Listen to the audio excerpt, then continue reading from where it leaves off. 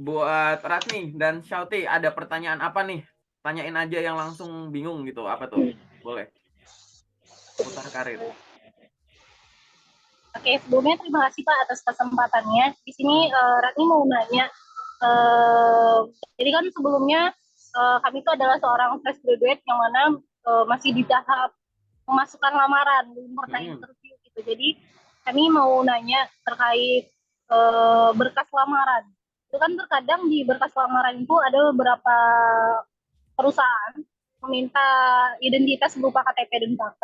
Nah, jadi yang mau Ratni tanyakan tuh apakah identitas berupa KTP dan KK itu boleh untuk diberikan kepada perusahaan? Oke, aku jelaskan dulu ya. Jadi lowongan pekerjaan itu nanti kalau ada loker, usahakan ngirim dokumennya jangan cuma CV. Oke. Terlebih lamaran-lamaran yang dikirim via email. Jadi kalau via email jangan cuma karena disuruhnya pakai cuma CV, terus kamu ngirimnya cuma CV aja, jangan pernah. Nah, dokumen-dokumen yang bisa dikirimkan selain CV itu ada banyak variasinya. Misalkan ini yang paling kuat ya, surat lamaran, CV, portofolio. Itu kombinasi yang paling kuat itu. Tapi kalau nggak punya portofolio gimana? Kalau nggak punya portofolio ya lampirannya itu dalam tanda kutip serpihan portofolio. Jadi misalkan lamaran, CV, ijazah, transkrip, sertifikat-sertifikat gitu. Paham ya maksudnya ya? Gitu. Lamaran, CV, foto formal, mau pas foto, foto full badan, dua-duanya, sertifikat pendukung, sertifikat macam-macam. Sertifikat pelatihan, perlombaan, magang, apapun itu ya kan, pendidikan-pendidikan non formal gitu yang relevan. Nah, itu boleh dilampirkan. Nah, kalau di lowongan kerjanya itu tidak meminta dokumen pribadi, jangan pernah mengirimkan dokumen pribadi. Dokumen pribadi itu kayak KTP, KK, akta, buku tabungan, BPJS, paspor gitu-gitu ya. Jangan dikirimkan di awal gitu. Karena dokumen pribadi itu tidak lazim. Aku ngomong kecenderungan ya, kecenderungan tuh kebanyakan gitu. Jadi dokumen pribadi tidak dibutuhkan di awal. Nanti biasanya dokumen pribadi itu ada yang disuruh bawa pada saat mau interview. Disuruh atau misalkan ada teman-teman yang udah pernah ngalamin dikirimin form gitu loh. Dikirimin form dari perusahaannya terus nyalin kita dari sini kita salin ke form ini, dari kakak kita salin ke form ini gitu. Itu biasanya begitu. Tapi jarang gitu ya. Jarang ada perusahaan yang minta dokumen pribadi di awal. Lalu gimana kalau memang ada perusahaan yang minta dokumen pribadi di awal? Saranku adalah ya, di dokumennya tadi gini, dari lokernya kalian cek dulu keasliannya gitu. Jadi kalau dokumen pribadi diminta di awal, pastikan keaslian info lokernya. Cari tahu dulu. Jangan ada loker atau biasanya mentang-mentang nama besar gitu ya atau wah ini kayaknya posisinya cocok padahal kita nggak familiar sama nama perusahaannya kirim kirim kirim kirim begitu ada panggilan baru kita ragu loh ini asli nggak ya kebalik cek keaslian baru ngirim jangan ngirim terus menanyakan keasliannya kebalik karena dokumennya udah terlanjur kekirim gitu biasanya kalau lewat job fair tuh kan suka ada job fair ya kayak gitu ini kalian di kota mana sekarang daerah mana. Kami sekarang lagi di Kota Padang, Pak, Oh, Sumatera kalian di Barat. Padang. Nah, misalkan kalau kalian suka ikut tuh job fair yang ada di Lampung, kadang Padang ada, kadang di Batam, di Medan gitu ya. Datang langsung itu kan ada tuh yang minta dokumen pribadi ya gitu kayak KTP dan lain-lain. Ya siapkan aja nggak apa-apa. Karena kan kalian bisa langsung ngecek keasliannya gitu ya. Tapi kalau tadi ada loker gitu, terus sejak awal langsung minta, apalagi yang di awal bawa-bawa materai itu. Nah, itu palsu kalau di awal justru bawa materai itu biasanya gitu. Jadi dicek dulu keasliannya, ingat ya, gitu. Nah, kalimat kesimpulannya begini. Kalimat kesimpulannya adalah pastikan lokernya itu asli. Kalau loker itu asli, maka ikuti semua aturan rekrutmennya seaneh apapun itu. Jadi kita udah tahu ini asli, terus tiba-tiba loh, tapi kok di ngisi form ya udah nggak apa-apa, aman-aman aja karena kita pastikan asli gitu. Nah, cara memastikan asli ini bisa dicek sendiri, bisa dibantu cross check orang. Kalian berarti harus punya kemampuan ngecek keaslian loker itu dengan baik gitu. Caranya gimana? Kalau lihat loker, cari dulu kan nama perusahaannya ada nggak gitu. Banyak perusahaan yang nggak nyantumin nama perusahaan atau namanya disingkat-singkat nggak jelas gitu. Cari dulu, jangan sampai kayak kalian gampang dapetin info lokernya tapi susah nemuin nama perusahaannya, kan aneh gitu. Kalau lihat loker kelihatan posisi yang cocok nggak cocok, tanya dulu di situ kalau bisa komentar. Ini untuk perusahaan apa ya? Ini perusahaan di bidang ini, ya namanya apa gitu, paham nggak? Pastikan dulu namanya. Begitu tahu namanya, cari di Google itu namanya. Muncul nggak? Kalau muncul websitenya buka. Resmi nggak websitenya? Bukan pakai Blogspot atau yang WordPress atau apapun gitu. Cari di peta. Ada nggak titiknya di peta? Kalaupun ada titiknya di peta, kamu buka tampilan 3 dimensinya. Bagus nggak? Bener nggak? Gitu. Aku nggak tahu kalau yang di Padang ya. Kalau di daerah sekitar Jabodetabek, di Pulau Jawa, itu kalau yang palsu-palsu tuh titik-titik tuh ya gitu. Ada yang di tengah lapangan, ada di pinggir jalan lah gitu. Itu buat dicek gitu. Dibuka. Terus habis itu nama perusahaannya cek di sosmed. Buka LinkedIn. Ketik aja nama perusahaannya. Muncul nggak ada akun LinkedIn-nya nggak perusahaan ini? Ada orang yang pernah kerja di sana atau sedang kerja di sana nggak gitu? Cari di Instagram nama perusahaan ini. Kalau perlu nanti di Google kan suka ada ulasan ya gitu. Dibuka. Dicek di mana-mana dulu. Nanti kalau palsu nanti mungkin kalian akan ngerasa gini. Ini info lokernya kok gampang banget muncul. Tapi nyari tahu soal perusahaannya susah setengah mati gitu. Nah, terus yang posting ini siapa gitu. Ya mungkin kalau perusahaannya itu lokal ya, lokalan di Padang atau kayak UMKM yang masih kecil gitu ya wajar susah gitu kan. Rekrutmennya yang ngikutin cara kalian di kota situ. Tapi kalau ini ngaku-ngaku perusahaan besar gitu, kalian harus cek. Aku kasih contoh perusahaan besar yang loker palsunya itu bisa ditemukan dengan mudah. Contoh loker palsu Wilmar. Wilmar itu gede banget ya di Sumatera gitu. Tapi kalau kalian coba buka Instagram, ini kita bikin video ini Februari 2024. Instagram aslinya Wilmar itu followernya lebih dikit daripada Instagram palsu. Cek aja habis ini, kalian buka Wilmar gitu. Akun Instagram aslinya itu lebih kecil daripada akun palsunya. Nah, ini hati-hati gitu. Wilmar itu loker cuma lewat website. Tapi bayangkan palsu bisa punya follower lebih banyak ini. Contoh aja. Jadi hati-hati untuk perusahaan yang segede itu. Gitu. Aku punya kenalan HR-nya kebetulan ada di satu grup gitu. Ya nggak kenal banget sih. Tapi aku pernah konfirmasi waktu itu. Kita udah pernah report gitu akun Instagram ini yang nipu ini, tapi susah dihapus gitu. Sehingga di situ Wilmar udah ngasih tahu bahwa officialnya cuma ini, akun yang itu tuh palsu. Tapi masih ada aja yang ketipu gitu. Gitu. Jadi akun followernya yang palsu lebih banyak dan modus-modus yang lain ya gitu. Jadi yang barusan aku ceritain itu berlaku untuk perusahaan-perusahaan yang cukup gede ya gitu. Harusnya menemukan info perusahaan harus semudah menemukan info lokernya. Gitu. Nanti kalau kalian ngetik nama perusahaan, hasil Google yang muncul tuh cuma kayak halaman-halaman loker gitu ya. Mulai mikir, ini aku ada loker, aku ketik nama perusahaannya, yang keluar tuh info-info lowongan di berbagai website. Kenapa kok yang keluar lowongan? Kenapa kok gampang nemuin lokernya, susah nemuin perusahaannya? Lah ini sering posting, nah itu udah tanda tanya kayak begitu. Gitu. Nah, sampai di menit sekarang ini aku kan cuma bahas soal keamanan data. Kenapa? Karena tadi pertanyaan kalian berkaitan dengan dokumen pribadi. Gitu. Dokumen pribadi itu harus butuh kehati-hatian tadi. Bahkan tanpa ngirim KTP, KK gitu ya, CV kalian juga harus hati-hati biar nggak disalahgunakan. Di luar sana banyak orang yang menyalahgunakan CV juga gitu. Jual beli CV lah dan lain-lain gitu. Itu banyak kayak gitu. Jadi selalu gitu ya, paham ya? Jadi kita mungkin kumpulin sampai yang sekarang. Pertama, pastikan dulu lokernya asli. Kalau tidak diminta mengirimkan dokumen pribadi, jangan diminta. Kalau sudah dipastikan lokernya asli dan dia minta dikirimkan dokumen pribadi atau ada tahapan rekrutmen seaneh apapun itu, ikutin aja karena kita udah pastikan itu asli. Kalau kita nggak yakin, cek di banyak sumber dulu, jangan cuma cek di Google keluar langsung udah, didalemin ke semua, ke sosmed, ke website, ulasan di Google, ke LinkedIn, ke sosmed yang lain gitu kan. Gitu. Baru nanti kalau masih belum yakin tanya sama yang tahu gitu. Bukan tanya sama orang yang udah kerja, ini Aku sering ya ngomong kayak gitu. Jadi ada orang ketipu loker, alasannya udah nanya sama yang udah kerja. Nah, masalah yang udah kerja ini tuh dia nggak bisa ngecek, kita nggak bisa mastiin emang dia bisa bedain itu loker asli atau enggak gitu. Dia nggak mendalamin situ. Kalian kenal aku, tanya aku nggak apa-apa. Di grup loker tanya aja gitu. Tapi nanti kalau udah ada di grup bisa nanya di grup gitu. Itu sama kayak gitu ya ngeceknya gitu.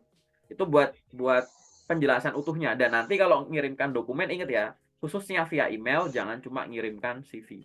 Jadikan satu PDF yang terdiri dari banyak halaman, namanya di rename, diurutkan. Kalau mau dikompres, kompresnya ya jangan kekecilan gitu. Yang penting di bawah 2 MB atau di bawah 1,5 MB maksimal di situ. Begitu udah dikompres, udah di rename, dibuka lagi, dicek dokumennya. Layak baca nggak? Jangan sampai ada yang blur, kotor, terlipat, bau, basah.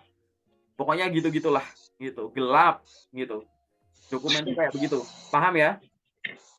Paham. Aku sengaja ngasih penjelasan langsung komplit karena nanti video ini aku backup ke YouTube-ku biar kalian tonton ulang. Gitu. Dan bisa di-share ke teman-teman kalian gitu yang lagi belajar. Oke? Mungkin ada pertanyaan lain boleh. Izin bertanya Ya, sebelumnya boleh. Pak. Boleh. Jadi gini Pak, sebelumnya saya dan teman saya itu punya pengalaman jadi asisten selama kuliah dan Mm-mm. beberapa pengalaman organisasi itu, apakah itu bisa menjadi pengalaman kerja untuk masuk CV Pak? Oke, aku jelasin satu-satu ya. Pengalaman yang ada di CV khususnya bagi fresh graduate. Kalian misalkan punya pengalaman kerja masih ya di bawah 2 tahun, di bawah 1 tahun gitu ya. Maka ada beberapa jenis pengalaman yang bisa dituliskan di CV. Satu, pengalaman pendidikan. Pendidikan formal itu sifatnya wajib. Tuliskan pendidikan formal terakhir atau 2 terakhir. Kuliah aja atau kuliah sama SMA gitu. Pendidikan formal ini nanti ada nama instansinya, periodenya kapan sampai kapan, jurusan kalian apa, misal S1 ini, D3 ini gitu. Terus IPK berapa misalkan gitu. Boleh. Kalian mau masukkan mata kuliah relevan juga boleh. Misalkan loker-loker yang ingin kalian lamar itu sesuai dengan jurusan kalian. Kalau nggak sesuai dengan jurusan nggak usah. Yang penting universitas ini periodenya tahun sekian sampai sekian. S1 ini IPK sekian. Dah, kita aja cukup. Itu pendidikan formal. Nah, yang kedua ada pendidikan non formal. Pendidikan non formal bisa digabungin. Jadi judulnya kayak pendidikan, pengalaman pendidikan, terus bawahnya pendidikan formal ini, terus ada subnya lagi pendidikan non formal. Nah, pendidikan non formal ini kalian bisa masukin kalau ada bootcamp-bootcamp yang diikutin, kursus-kursus yang diikutin kayak gitu. Jadi bootcamp kursus gitu boleh gabung di satu judul pengalaman pendidikan di dalam pendidikan non formal, atau dia nanti dibikin judul sendiri, pengalaman pelatihan, pengalaman kursus gitu, bikin judul sendiri yang setara kayak judul pengalaman pendidikan. Kalau aku sih saranku digabungin aja sama pengalaman pendidikan. Jadi pengalaman pendidikan dalamnya ada pendidikan formal ini, non formal ini gitu. Paham ya? Oke. Itu pengalaman pendidikan. Yang kedua adalah pengalaman kerja. Pengalaman kerja itu isinya adalah pengalaman bekerja dan pengalaman magang. Cuma itu aja. Nah, pengalaman bekerja ini isinya apa? Satu ya, kerja kantoran kalian, mau itu pegawai tetap, pegawai kontrak, mau itu freelance, part-time, daily worker, kerja harian, asisten dosen yang dibayar, gitu. Atau kalian punya usaha sendiri, entrepreneurship, gitu. Itu tulis di pengalaman kerja. Di pengalaman kerja, standarnya ada 4 informasi. Satu, nama perusahaannya. Ya. 2, itu dari periodenya kapan sampai kapan. Ini kalau kalian nyatet kelewat nggak apa-apa, videonya aku upload ke YouTube kok. Kalian biar bisa tonton ulang gitu. Jadi santai. Periodenya kapan sampai kapan. Yang ketiga, jabatan kalian sebagai apa? Staff ini gitu. Misal marketing staff atau administration intern kalau kalian magang tuh gitu. Terus habis itu ada uraian tanggung jawab yang ditulis pakai bullet gitu. Gitu. Tanggung jawab bukan job desk ya kayak begitu. Jadi tulis. Itu standarnya 4 itu. Nanti kalau kalian mau ada lagi pencapaian ya nggak apa-apa, digabungin jadi satu di pengalaman kerja itu. Jadi nama perusahaan, terus habis itu periodenya kapan, jabatannya apa, gitu. Terus habis itu tanggung jawab gitu. Tanggung jawab terus breakdown bawahnya apa, terus habis itu pencapaian bawahnya itu apa gitu. Itu boleh. gitu ya. Itu pengalaman kerja. Jadi kalau tadi ada pengalaman praktikum gimana? Kalian bikin judul sendiri. Pengalaman praktikum gitu. Jadi jangan digabungin dengan pengalaman kerja. Kecuali kalian pengalaman praktikum, kalian jadi asisten dosen praktikum yang kalian dibayar, itu masukin ke pengalaman kerja. Gitu. Karena pengalaman kerja itu adalah kerja atau magang aja gitu. Nanti kalian bikin judul sendiri apa? Pengalaman praktikum. Nanti isinya adalah judul praktikumnya, periodenya kapan gitu. Cukup itu aja. Kalau kalian tidak terlalu gini, loker yang kalian lamar tidak terlalu berkaitan dengan praktikum ini. Tapi kalau loker yang kalian lamar berkaitan, misalkan kalian hubungannya sama QC, QA, R&D gitu-gitu, maka dijabarin nggak apa-apa. Praktikum ini, periodenya sini, terus kasih narasi aja. Melakukan ini, menggunakan metode ini, menggunakan alat ini gitu, nggak apa-apa. Gitu. Oke? Itu terkait dengan pengalaman praktikum. Habis itu ada judul lain. Tadi ya, udah ada pengalaman pendidikan, ada pengalaman kerja, ada pengalaman praktikum, lalu ada pengalaman organisasi dan kepanitiaan. Gitu. Organisasi ya organisasi, periodenya panjang. Kepanitiaan ya kayak event-event tertentu di dalam suatu organisasi atau di luar organisasi itu gitu. Itu sama cara nulisnya kayak pengalaman kerja. Ada nama pekerjaan, berarti setara ada nama organisasi. Ada periode bekerja, berarti ada periode menjabat di organisasi. Ada jabatan di kerja, berarti kalau organisasi sama, ada jabatan di organisasi gitu. Nah, bedanya gini, nanti organisasi ini boleh dijabarkan, boleh enggak. Tergantung prioritas. CV itu boleh 1-3 halaman, jangan dipaksakan 1 halaman. Kalau halamannya masih cukup, organisasi dijabarkan nggak apa-apa. Tapi jangan sampai organisasi dijabarkan panjang, tapi pengalaman kerja cuma dijabarkan secukupnya. Orang yang sudah punya pengalaman kerja dan magang, itu harusnya tuh penjabarannya tuh lebih banyak di pengalaman kerja dan magangnya. Organisasi itu nggak perlu dijabarkan, nggak apa-apa. Cukup nama organisasi, periode, dan jabatannya apa. Gitu. Ya. Itu adalah pengalaman organisasi. Kepanitiaan juga sama gitu ya. Itu ditulis di situ. Gitu. Terus kalian misalkan punya pengalaman apa lagi misalkan yang bisa dimasukin situ. Volunteer boleh. KKN dan teman-temannya gitu boleh. Gitu. Bikin judul pengalaman volunteer gitu. Atau kalian sebut di dalamnya organisasi kepanitiaan dan volunteer gitu, mau digabung judulnya juga nggak apa-apa gitu. Nah, semua pengalaman ini yang kita bahas ini, pengalaman pendidikan, kerja, magang, organisasi kepanitiaan, volunteer, itu kan ada periode tuh, kapan sampai kapan, kapan sampai kapan gitu kan. Nah, di masing-masing section tadi, tuliskan dari yang terkini dulu. Kalian punya pengalaman pendidikan, tulis dulu yang S2 baru S1 misalkan. Gitu. Kalau kalian mau nulis 1 ya nggak apa-apa, tapi kalau mau nulis 2 gitu. Kalau kalian S1, tulis S1 saja atau S1 dulu baru SMA gitu. Jadi yang terkini yang ditulis dulu. Oke? Itu untuk semua pengalaman begitu, organisasi, kepanitiaan gitu. Cara ngurutinya begitu. Oke? Gitu. Dah, itu keterangan lengkapnya. Sekalian jelasin gitu. Nanti gambarannya gimana nanti di sesi kedua aja yang aku share screen. Oke. Oke, terus ada pertanyaan apa lagi yang masih bingung? Di luar CV boleh, sekitar CV boleh. Mau bertanya lagi Pak, itu kan dalam surat berkas lamaran itu nanti ada yang namanya surat lamaran dan juga cover letter. Nah, apakah sama antara surat lamaran dan cover letter? Ya, surat Terus lamaran apakah sama. dua-duanya dimasukin pas Kenapa? lamaran atau bagaimana? Gimana? Kalau misalnya sama atau beda, apakah keduanya dimasukin ke dalam berkas lamaran? Ya, keduanya itu beda, tapi mirip. Tapi jangan dibikin dua-duanya gitu. Biasanya perusahaan juga milihnya salah satu. Kalau surat lamaran itu lebih kayak nonjolin ke perkenalan diri dan penyampaian maksud saja. Nih, logikanya begini nih. Contohnya misalkan paragraf pertama cuma perkenalan. Perkenalkan surat lamaran ya, misalkan. Perkenalkan nama saya Ratmi bla bla bla, bermaksud untuk melamar pekerjaan di PT bla bla bla sebagai bla bla bla. Berdasarkan informasi lowongan yang saya peroleh melalui LinkedIn gitu. Terus paragraf kedua, kamu cuma perkenalan diri sedikit. Saya merupakan lulusan S1 jurusan ini, universitas ini, dengan pengalaman magang sebagai ini, dan magang sebagai ini, titik. Saya aktif dalam berbagai organisasi dan kepanitiaan, titik. Sebagai bahan pertimbangan, saya lampirkan titik 2, 1, 2, 3, 4, 5. Itu paragraf keduanya. Nanti paragraf ketiga udah kalimat penutup.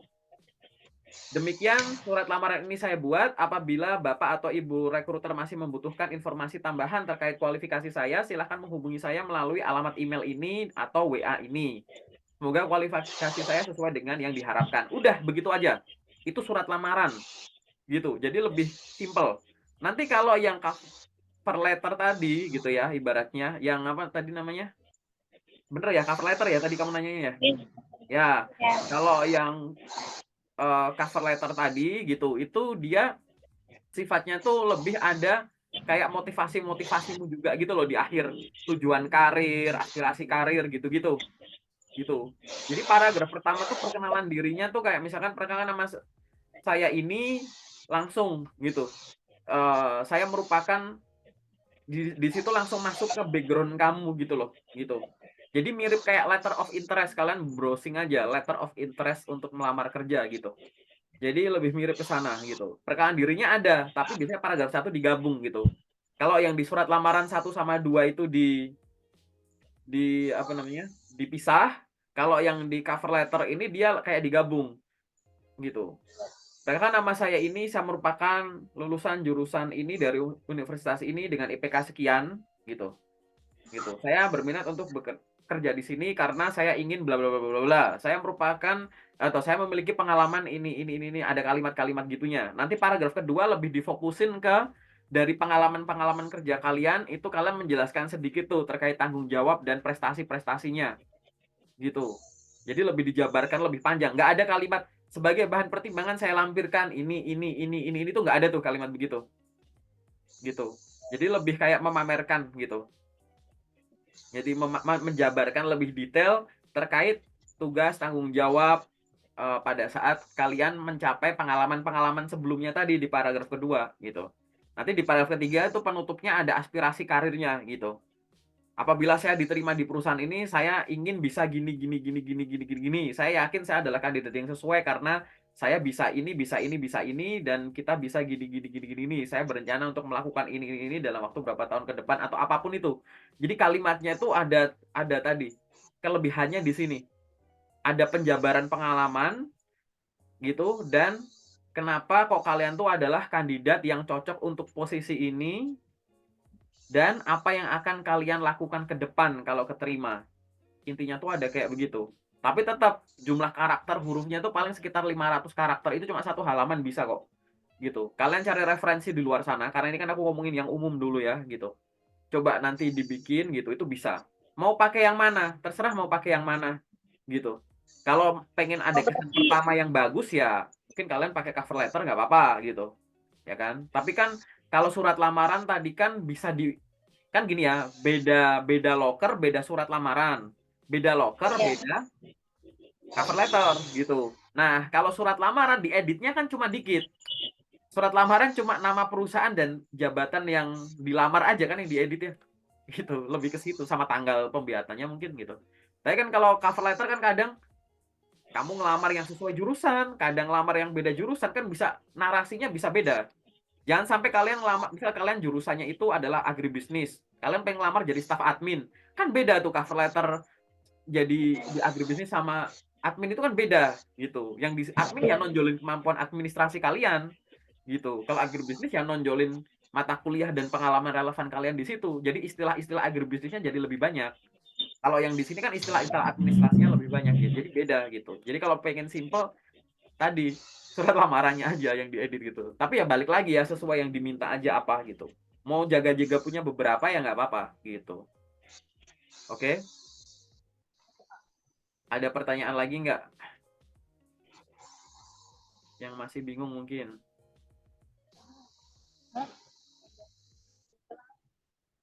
Aku nanya deh sama kalian berdua deh. Kalian BTW ngelamar-ngelamar kerja itu paling sering terhenti di tahap apa? Yang paling sering gagal gitu. Misalkan tes itu langsung nggak ada kabar, atau tes itu tiba-tiba diumumin nggak keterima gitu? Biasanya tahap apa?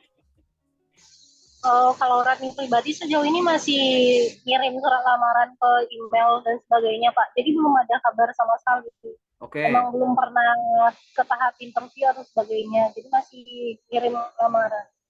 Kamu udah punya Karena pengalaman kami kerja juga, belum, Ratni? kalau Ratni sendiri pengalamannya baru jadi asisten dosen sama asisten labor aja sih, Pak. Oh, berarti fresh grade banget ya? Iya, benar. Oke. Kalau masih kayak begitu, berarti nanti pastikan dulu dokumennya lengkap, terus ngirimnya intensitas tinggi. Jangan cuma satu sumber. Jadi kalau belum ada panggilan, pastikan dokumennya benar, terus sumber lokernya tuh banyak. Jangan cuma lewat website, ada job portal tuh, pakai job portal gede-gede gitu. Misalkan Jobstreet, Deals, Kita Lulus, terserah apapun itu ya, dan lain-lain gitu, Glints gitu-gitu. Itu pakai semua. Terus LinkedIn, jangan sampai lupa. LinkedIn itu penting banget, itu LinkedIn gitu. Kalian harus bisa menemukan, apalagi kalian mengincar loker di sekitar Padang, sekitar Sumatera Barat gitu misalkan, atau sekitar yang nggak jauh dari situ tuh, cuma Jambi, Bengkulu, situ-situ gitu ya. Pakai LinkedIn. Di LinkedIn, satu pakai buat cari loker, dua koneksi ke orang yang bekerja di sektor kalian. Kedua ini bisa HRD, bisa bukan HRD gitu. Kalau kalian nggak punya ide, nanti di filter, main filtering, main di sisi filternya gitu. Jadi di filter di atas kan ada menu job. Kalau kalian udah pernah pakai LinkedIn, terus ada kolom pencarian, cari aja di situ. Oke. HRD, di enter terus filter people, lokasinya cari Padang atau Sumatera Barat gitu. Itu ada orang-orang, connect aja dulu, nggak kenal nggak apa-apa. Nanti kenalan kalau udah diterima, kan gitu. Perkenalan diri dulu. Selamat siang Bu Ratni, terima kasih sudah menerima permohonan koneksi saya. Perkenalkan, nama saya Aga. Saat ini saya sedang mencari pekerjaan di bidang ini atau ini. Mohon informasi apakah sedang ada lowongan pekerjaan yang tersedia di perusahaan Ibu gitu. Atas informasi yang diberikan, saya ucapkan terima kasih dan salam kenal. Ngajak kenalan begitu gitu. Berarti boleh ya, Pak? Ya boleh banget gitu. Memang begitu. Kalau kamu ngelakunya nggak begitu, ya salah cara main LinkedIn-nya begitu. Oh, Ya ketawa bareng berarti salah semua ini kalian berdua ya gitu. Gitu. Banyak orang main LinkedIn kayak main job portal. Main job portal tuh gini, job portal kita sebut job portal ya. Apapun, misalkan kayak ya. Jobstreet deh. Aku kasih contoh Jobstreet. Jobstreet itu bagus, LinkedIn itu bagus, tapi perlakuan keduanya itu beda. Jobstreet ini job portal, yang ini tuh sosmed, LinkedIn itu sosmed. Nah, itu dua tempat yang beda. Kalau job portal, kalian bikin akun, dilengkapi sebagus mungkin, langsung sibuk nyari-nyari kerja. Tapi cara main LinkedIn jangan begitu. Kalau job portal kamu nggak bisa ngelihat. Di Jobstreet emang kamu bisa lihat muka HRD, muka karyawannya, nggak bisa. Di LinkedIn bisa. LinkedIn isinya nggak cuma loker. Jobstreet atau job portal lain isinya loker. Di LinkedIn isinya tuh nggak cuma loker. HRD pada ngumpul di LinkedIn, user pada ngumpul di LinkedIn, kayak begitu. Jadi jangan cuma bikin akun, lengkapin, langsung sibuk ngelamar-ngelamar, ya nggak banyak panggilannya. Tiap hari tuh kalian tuh connect ke orang baru, follow orang baru, bikin postingan rutin, jangan posting pas foto atau CV ya, gitu. Posting tuh posting konten, gitu. Komen ke postingannya orang, berani DM, connect-connect ke orang duluan, gitu. Kalau udah diterima, kalian memperkenalkan diri duluan, gitu. Bangun network, gitu. Nah itu cara main LinkedIn, gitu. Perlakukan sebagai sosmed gitu ya, nggak apa-apa, nggak usah kayak wah aku malu aku gini, jangan gitu. Memang begitu caranya. Nah kalau belum seefektif itu, ya mungkin panggilannya belum banyak. Itu dari sisi cara sumbernya banyak ya. Yang kedua, bikin target pribadi. Teman-teman di grup loker itu sehari itu rata-rata 20 sampai 30 lamaran kerja dikirim per hari. Itu hari kerja atau hari libur, kirim aja nggak apa-apa. Nggak usah percaya yang bilang kayak cuma ngirim lamaran cuma boleh di hari kerja jam sekian sampai jam sekian. Itu salah itu. Maksudnya salah tuh nggak tepat. Memang benar, tapi edukasi tadi malah bikin orang takut ngirim lamaran tengah malam. Kalian iseng aja buka Jobstreet atau buka LinkedIn jam 12 malam. Bisa diakses nggak? Bisa. Ada lokernya nggak? Ada. Kalian klik lamar bisa nggak? Bisa gitu loh. Lah kenapa nggak? Kalian nunda, keburu ada pelamar lain yang lamar gitu loh. Jadi kalau ada waktu udah kirim-kirim aja gitu. Ini aku pengen lurusin aja. Jadi kalimat ngirim cuma boleh di hari kerja dan jam kerja tuh benar tapi nggak tepat gitu. Aku ngomong begitu karena aku mempraktekkan sendiri ya. Aku sebelumnya lolos MT ngelamarnya tengah malam. Nah, sebelumnya ngelamar posisi manajer itu dini hari. Lolos-lolos aja gitu. Apa jaminannya HRD cuma ngeproses lamaran yang dikirim pagi sampai sore. Orang aku punya teman HR di kafe nongkrong malam aja buka laptop, bawa pulang laptop sambil ngefilter orang gitu. Kan kita nggak bisa mantau cara main HRD dari Sabang sampai Merauke atau seluruh dunia kan beda-beda gitu. Ya, Jadi tadi yang penting tadi sumbernya dokumennya benar, sumbernya banyak, ngirimnya intensitas tinggi. Coba bikin target pribadi. Sejam buka LinkedIn, habis itu tutup, habis itu sejam buka Jobstreet, habis itu sejam buka Kita Lulus, habis itu sejam buka Glitch, habis itu buka LinkedIn lagi. Barangkali waktu LinkedIn ditinggal, udah ada update locker lagi gitu loh. Gitu. ya, Target sehari aku harus ngirim sekian lamaran. Kalau belum sekian lamaran aku nggak tidur gitu. Bikin target begitu. Biar apa? Konsisten. Jangan sekarang ngirim banyak, besok dikit, besok hari libur, ikutan libur gitu. Padahal job seeker libur tiap hari gitu kan. Konsisten ya, gitu. Gitu. Karena kenapa kok kita harus konsisten? Kenapa kok kita harus banyak sumber? Karena kita nggak tahu loker yang cocok buat kita munculnya kapan. Yang kita tahu setiap hari pasti ada loker baru. Karena kita nggak tahu loker yang cocok buat kita munculnya kapan, tapi kita tahu tiap hari pasti ada loker baru, dan loker itu akan tersebar di banyak sumber, makanya kita harus ngecek banyak sumber itu tiap hari. Kan gitu logikanya. Gitu. Nah, kalian kalau udah ngelakuin itu, panggilan itu tinggal nunggu waktunya aja. Karena kalian nggak cuma ngelamar-ngelamar kerja sambil pendekatan, PDKT. Kalian ikut job fair misalkan. Ada nama perusahaan, kenalan sama HRD itu yang nongkrong-nongkrong di setiap booth gitu. Kenalan, ngobrol. Habis pulang sampai rumah, buka LinkedIn-nya. Cari nih HRD-nya tadi. Namanya Pak Bambang. Mana nih Bambang ya? Ah, gitu. Gitu caranya connect. Salam kenal Pak Bambang. Tadi saya yang bertemu dengan Bapak di job fair di kampus ini loh Pak, ingat muka saya nggak Pak gitu, ya nggak ya jangan ya bercandain ya nggak apa-apa gitu, pokoknya yang ngobrol kayak kamu ngomong sama manusia gitu, di belakang loker kan manusia gitu, di belakang akun LinkedIn perusahaan itu manusia, di belakang website perusahaan itu manusia gitu. Oke, cukup jelas ya sampai sini ya. Oke ya. terus, Oke.